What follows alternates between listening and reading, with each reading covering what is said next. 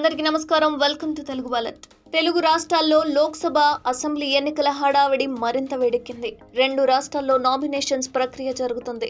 పిఠాపురం నుంచి AP assembly ఎన్నికల బరిలో పవన్ కళ్యాణ్ నిలబడిన సంగతి మనందరికీ తెలిసిందే. అయితే ఈ క్రమంలో మంగళవారం ఎన్నికల సంఘానికి పవన్ నామినేషన్ సమర్పించారు. అఫిడవిట్ ప్రకారం జనసేనానికి ఆస్తులు 164.5 కోట్లు ఉన్నట్లు సమాచారం. అలాగే 64.25 కోట్ల మేర అప్పులు కూడా ఉన్నాయి. అందులో వివిధ బ్యాంకుల నుంచి 17,56,84,453 వ్యక్తుల నుంచి 46,70,00,000 ఉన్నాయట. అలాగే సామాజిక సేవలకు, పార్టీ కార్యక్రమాల నిమిత్తం 20 కోట్లకు పైగానే విరాళాలు అందించారట. ఇక జనసేన పార్టీకి 17,15,00,000 ఉన్నాయి. ఆయన దగ్గర 10 కార్లు, ఓ స్పోర్ట్స్ బైక్ కూడా ఉన్నాయని, అలాగే తాను 10వ తరగతి వరకు మాత్రమే చదువుకున్నట్లు అఫిడవిట్ లో జనసేనను వెల్లడించారు. అలాగే అఫిడవిట్ లో ఫ్యామిలీకి సంబంధించిన పూర్తి వివరాలను వెల్లడించాడు పవన్.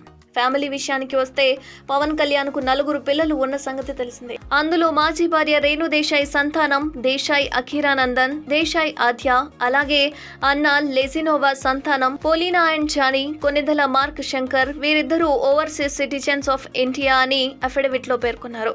ఎందుకంటే పవన్ కళ్యాణ్ భార్య అన్న లెజినోవా రష్యాకు చెందిన మహిళ. వాస్తవానికి దంపతుల్లో ఒకరు భారతీయులై మరొకరు విదేశీయులు అయినప్పుడు వారికి పుట్టిన పిల్లలను ఓవర్సీస్ సిటిజన్ ఆఫ్ ఇండియాగా గుర్తిస్తారు. ఈ సిటిజన్షిప్ ఉన్న వారికి ఇండియాలో నిర్దిష్ట కాలం ఉంటే వారు భారత పౌరసత్వం, భారతీయులుగా ఉండేందుకు దరఖాస్తు చేసుకోవచ్చు.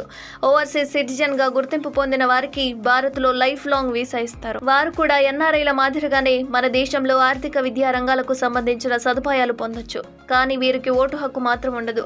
అలాగే ఎంపీ, ఎమ్మెల్యేలుగా పోటీ చేయలేరు. ఉన్నత అధికారాలు రాష్ట్రపతి, ఉపరాష్ట్రపతి, కోర్టు, జడ్జిలు, న్యాయ నిర్ణేతల్లాంటివి రాజ్యాంగబద్ధమైన పదవులను వారు పొందలేరు. అలాగే దేశంలో వ్యవసాయ భూములను, ప్లాంటేషన్ ఆస్తులను కూడా వారు కొనుగోలు చేయలేరు. ఈ విధంగా పవన్ కళ్యాణ్ యొక్క అఫిడవిట్ ను సమర్పించారు.